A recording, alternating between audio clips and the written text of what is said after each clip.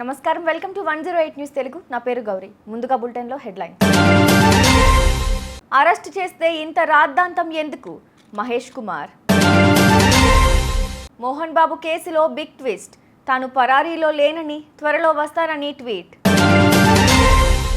Group 2 పరీక్షలు ప్రారంభం. పరీక్షా కేంద్రాల వద్ద పోలీసులు పటిష్ట బందోబస్తు. 24 గంటల ట్రేడింగ్కు వేలాయరా.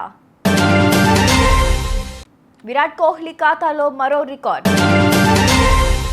అల్లు అర్జున్ అరెస్టు నేపథ్యంలో వస్తున్న విమర్శలపై టీపీసీసీ చీఫ్ మహేష్ కుమార్ గౌడ్ స్పందించారు.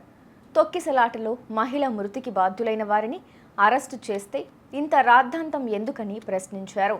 చనిపోయిన మహిళ గురించి బీఆర్ఎస్ ఎందుకు చర్చించడం లేదని మండిపడ్డారు.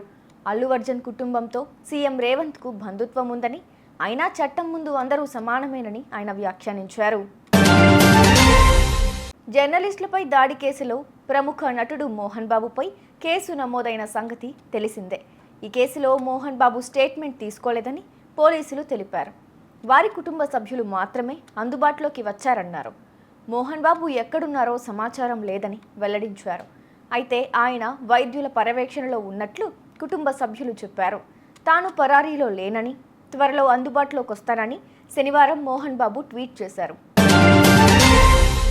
రాష్ట్ర వ్యాప్తంగా గ్రూప్ 2 పరీక్షలు ప్రారంభమయ్యాయి. నిమిషం ఆలస్యమైన పరీక్షా కేంద్రంలోకి పోలీసులు అనుమతిని నిరాకరించారు. ఉదయం 10 నుంచి 12:30 గంటల వరకు మొదటి పేపర్ జరగ్గా, మధ్యాహ్నం 3 గంటల నుంచి సాయంత్రం 5:30 గంటల వరకు రెండో పేపర్ పరీక్ష జరగనుంది. ఎలాంటి ఇబ్బందులు తలెత్తకుండా ముందస్తు జాగ్రత్తలను అధికారులు తీసుకున్నారు.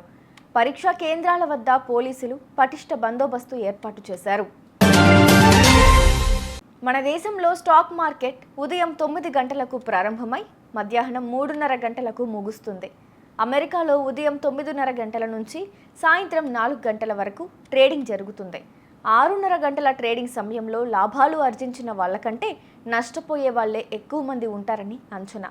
అదే రోజంతా ట్రేడింగ్ జరిగితే పరిస్థితి ఎలా ఉంటుందో, మరి ఎందుకు ట్రేడింగ్ సమయం పెంచాలని స్టాక్ ఎక్స్చేంజీలు అనుకుంటున్నాయో, ఇందువల్ల ఎలాంటి ప్రయోజనం కలుగునుందో తెలియాల్సి ఉంది. Team India star cricketer Virat Kohli ఖాతాలో మరో రికార్డు వచ్చి చేరింది. భారత్ తరపున టెస్టుల్లో అత్యధిక క్యాచ్లు అందుకున్న 3వ ప్లేయర్గా కోహ్లీ నిలిచారు. ఇప్పటి వరకు ఆయన 117 క్యాచ్లు అందుకున్నారు. ఈ క్రమంలో సచిన్ రికార్డును ఆయన అధిగమించారు. అగ్రస్థానంలో రాహుల్ ద్రవిడ్ ఉన్నారు. ఆ తరువాత వివిఎస్ లక్ష్మణ్ కొనసాగుతున్నారు. కాగా 3వ టెస్టులో విరాట్ 2 క్యాచ్లు అందుకున్నారు.